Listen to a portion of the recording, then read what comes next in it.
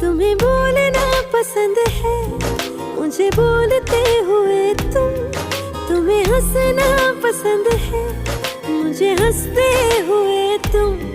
बस इतना ही फर्क है।